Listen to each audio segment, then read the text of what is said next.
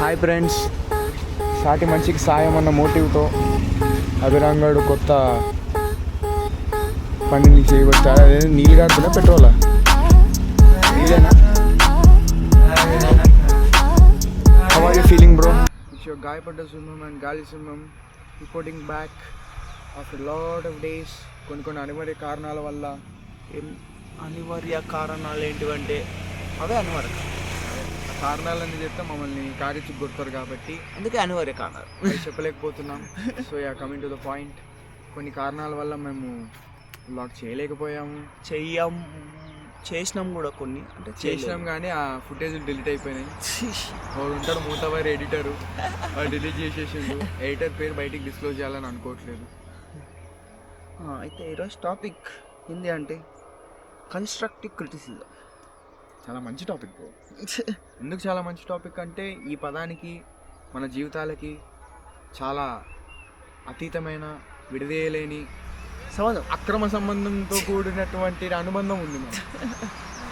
అయితే constructive criticism. So define what is constructive criticism.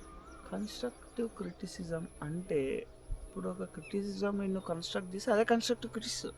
That's a basic definition. They called it constructive criticism for a reason. అంటే ఇప్పుడు ఒకడు ఒక opinion చెప్పింది, లేకపోతే లెట్స్ సే బ్లాగ్ ఉంది, మా బ్లాగ్ ఎందుకు అదంతా ఇర్రిలేటబుల్. ఇప్పుడు జనాలు తింటుంటారు, బయట హోటల్కి వెళ్ళి తింటుంటారు.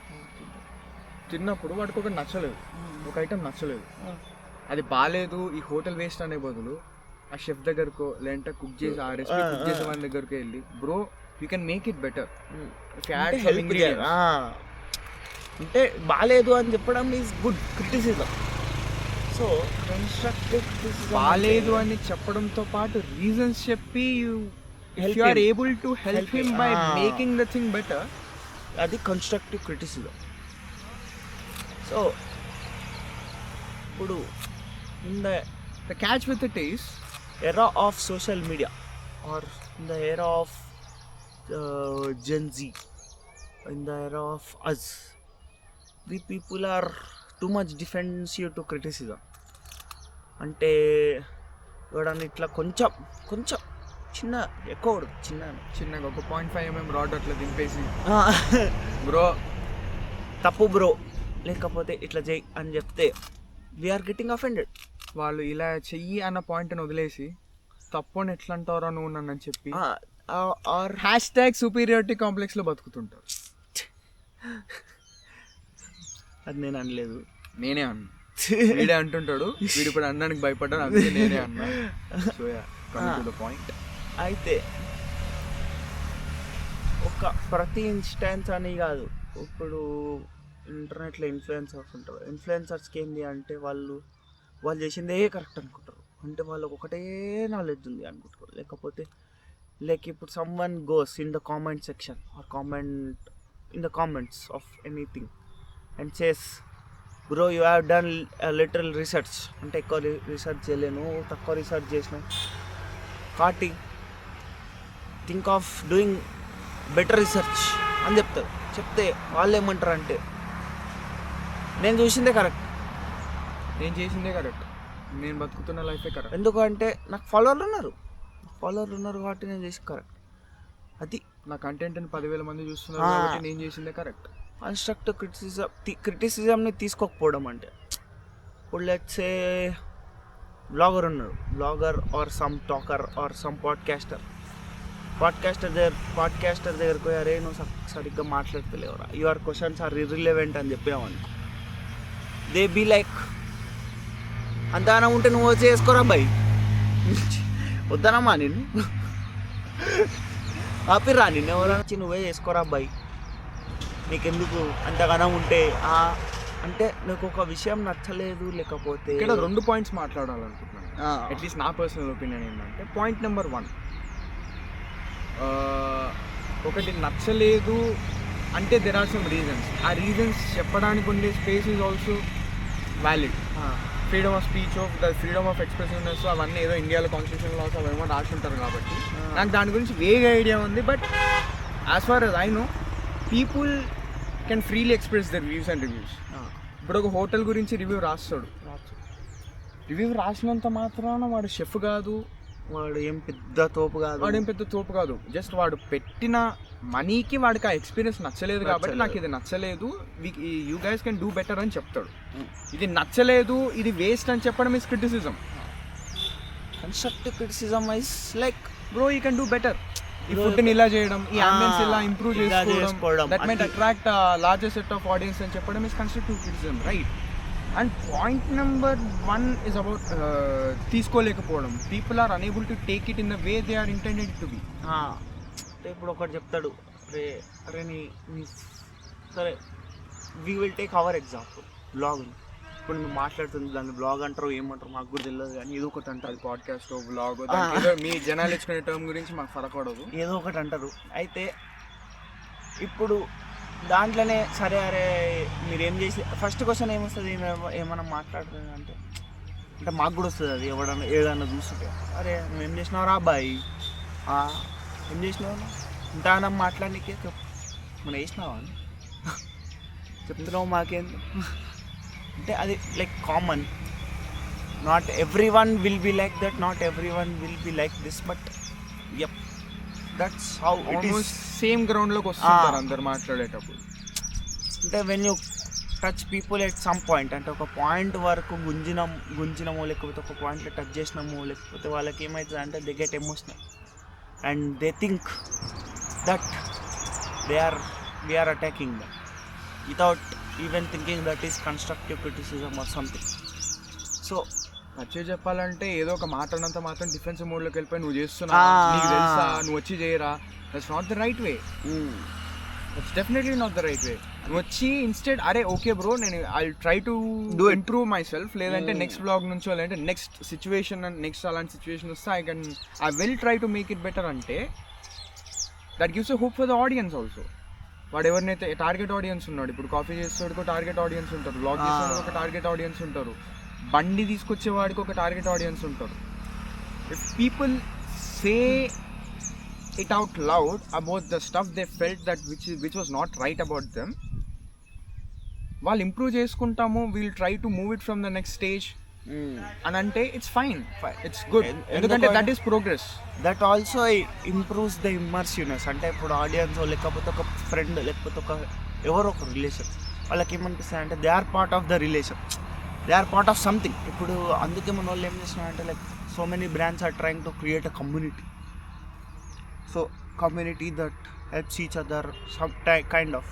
కానీ బేసిక్గా వాళ్ళు చేసేది ఏంటి అంటే ఒక గ్రూప్ ఆఫ్ సెట్ ఆఫ్ పీపుల్ని తీసుకొచ్చి దగ్గర కూర్చోబెట్టినాం అంటే వాళ్ళ ప్రోడక్ట్కి ఎప్పుడు కొంటూనే ఉంటారు అని వాళ్ళ ఒక థాట్. అది ఇప్పుడు కంటెంట్ క్రియేటర్స్ చేసేది కూడా అదే, వాళ్ళు ఒక కమ్యూనిటీ క్రియేట్ చేసేది ఎందుకు అంటే బేసిక్గా వాళ్ళే ఎప్పటికి ఉండిపోవచ్చు, వాళ్ళకి ప్రోడక్ట్ ఎప్పుడు అమ్ముతూనే ఉండొచ్చు అట్లా. And what happens is they are never really expose to something. అంటే ఇప్పుడు ఒకడు సడన్గా కమ్యూనిటీ బయటనో లేకపోతే ఆడియన్స్ బయటనో చూసిండు అంటే ఉన్న సెట్ ఆఫ్ పీపుల్ కాకుండా సడన్గా వేరే చూసి హీఈస్ వెరీ ఓపెన్, అంటే he will say blunt it out easily. అప్పుడు ఏమవుతుంది అంటే they get defensive and they go to their defensive mechanism, there community and say మా కమ్యూనిటీ ఇలా ఉంది, కమ్యూనిటీ ఇంతమంది జనాలు ఉన్నారు, నువ్వు ఒకటి ఇద్దరు వచ్చేసి నా ప్రోడక్టే బాగుంది, నా ప్రోడక్ట్ బాగుంది అని ప్రమోట్ చేసుకోవడం ఇస్ రైట్, బట్ వాళ్ళకంటే బాగుంది అని చెప్పడం is foolish, it's not right, it's foolish, it's dumb. వాడంతకు వాడు నమ్మడం మంచిది కానీ బయటికి వచ్చి చెప్పడం ఇస్ ఫులిష్.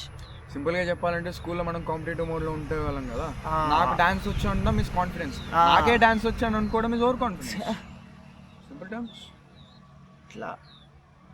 ఇప్పుడు constructive criticism, why constructive criticism అంటే constructive criticism leads to openness. అంటే ఇఫ్ యు ఆర్ ఓపెన్ ఇప్పుడు కన్స్ట్రక్టివ్ క్రిటిసిజం వద్దులే కానీ will call it CC. CC గురించి మాట్లాడాలంటే ఎంతన్నా మాట్లాడచ్చు, ఎంతమంది అయినా మాట్లాడచ్చు, but the point we're trying to say is people are never open to change. అది ఓపెన్ లేకుండా నేను ఇలాగే ఉంటా ఇలాగే చేస్తా అనుకోవడం ఇస్ స్టబార్న్నెస్. దాన్ని స్టబర్నెస్ని we're calling self esteem these days. అంటే నా సెల్ఫ్ ఎస్టీమ్ని నేను ప్రొటెక్ట్ చేసుకుంటున్నా, లేకపోతే నా సెల్ఫ్ రెస్పెక్ట్ని నేను ప్రొటెక్ట్ చేసుకుంటున్నా, లేకపోతే నా సెల్ఫ్ కాన్ఫిడెన్స్. ప్రీవియస్ వ్లాగ్లో మాట్లాడుకున్న కంఫర్ట్ జోన్, అట్లా నేను కంఫర్ట్ జోన్లో ఉండాలనుకుంటున్నా, కంఫర్ట్ జోన్లోనే ఉండాలనుకుంటున్నా, కంఫర్ట్ జోన్లోనే ఉంటా. ఇప్పుడు ఏమవుతుంది? Is selfish. బయటికి రా, just get a taste of people, get a taste of surroundings. అట్లా get yourself a taste of environment around you. నువ్వు నీ అంతటా నువ్వు ఎస్టాబ్లిష్ చేసుకున్న బౌండరీస్ నుంచి బయటికి వస్తే అప్పుడు you will get to know what are all the other people doing. వాళ్ళు ఏం ఆలోచిస్తున్నారు, నువ్వేం డిఫరెంట్గా ఆలోచిస్తున్నావు, లేకపోతే నువ్వు are you thinking the same way or something different or some XYZ. కానీ మనం అంతా కాదు, మనమే ఒక సర్కిల్ వేసుకోను, లేకపోతే ఒక బాక్స్ వేసుకోను, ఒక సెట్ ఆఫ్ పీపుల్ దగ్గరికే పోవాలి, ఎవరి దగ్గరికి పోను. అంటే what happens if we're never open. ఇప్పుడు బుక్స్ చదివినప్పుడు you are not open or if you not indulge yourself in the book, you will never experience the actual book. అంటే you never will be able to understand what the motive behind of the book. What is the motive behind the book? That matter.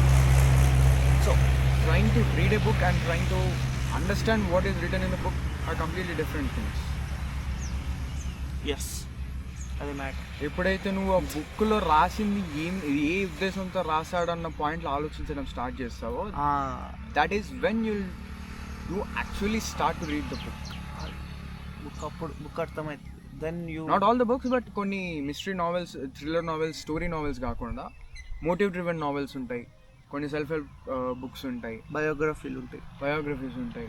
So what made them the person who they are? అసలు వాళ్ళు ఎందుకు రాయాలి ఎందుకు అనుకున్నారు? That is the reason. Constructive criticism and openness are the two basic things of a human life.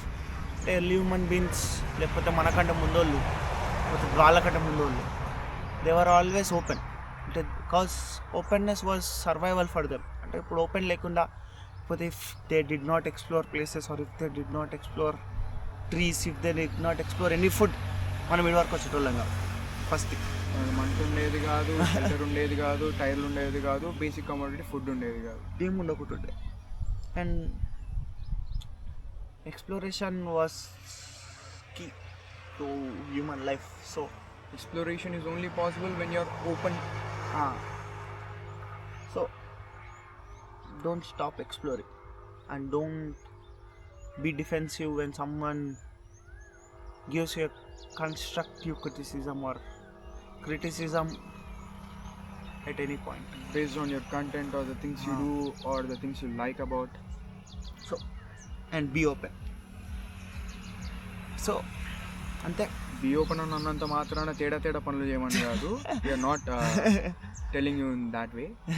At least ఇప్పుడు చూసే audience కాకుండా maybe ఫ్యూచర్లో బ్లాగ్ చూసే ఆడియన్స్ ఎవరు ఉన్నారో అంటే I'm sorry if you take it the wrong way. But ఓపెన్గా ఉండడం అంటే తీట పనులు చేయడం కాదు, చెయ్యాలి తీట పనులు కూడా, బట్ ఇన్ ఎ లిమిట్.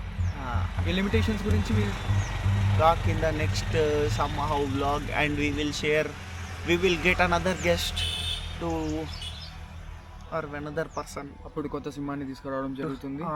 కొత్త సింహం లేకపోతే ఇవే పాత సింహాలు మాట్లాడడం జరుగుతుంది. మాట్లాడి మీకు బోర్ కొడుతుంది, మాకు కూడా బోర్.